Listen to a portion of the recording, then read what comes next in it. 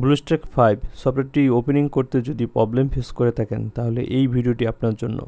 এই ভিডিওতে আমরা how to fix BlueStack 5 not opening problem and how to enable Hyper V এর সলিউশন দেখব।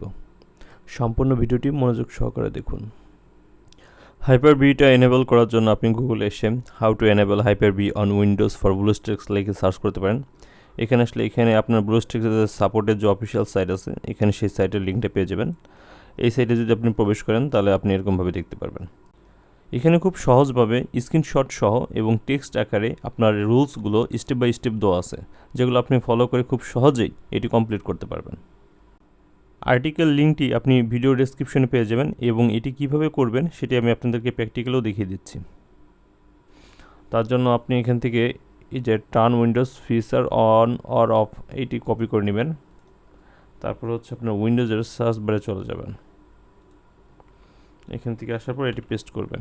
আসলে আপনার হচ্ছে যে turn Windows feature on or of এখানে পেয়ে যাবেন। এখানে ক্লিক করবেন, তারপর নিচে আসবেন। দেখেন এখানে ভালো করে বলে দিচ্ছে আপনার কি এনেবল করতে হবে। তো আমার এটা এনেবল করা আছে, তারপর আমি আপনাকে দেখাচ্ছি।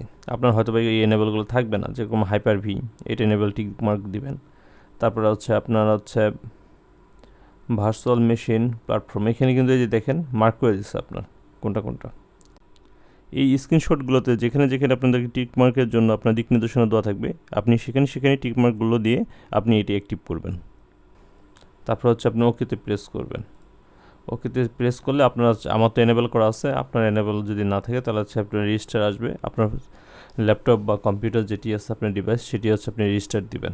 রেজিস্টার দিলে আশা করা যায় আপনার হচ্ছে কম্পিউটারে এটি সাপোর্ট করবে।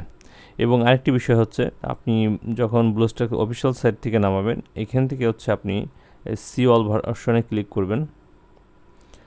আসার পর এখান থেকে আপনি এই ভার্সনটি নামাবেন। এই ভার্সনটি এখান থেকে ডাউনলোড করবেন। এটি যদি আপনি ডাউনলোড করেন তাহলে আপনার আর ইনস্টল করতে কোনো সমস্যা হবে না। ভিডিওটি ভালো লাগলে একটি লাইক এবং একটি কমেন্ট করবেন। ধন্যবাদ।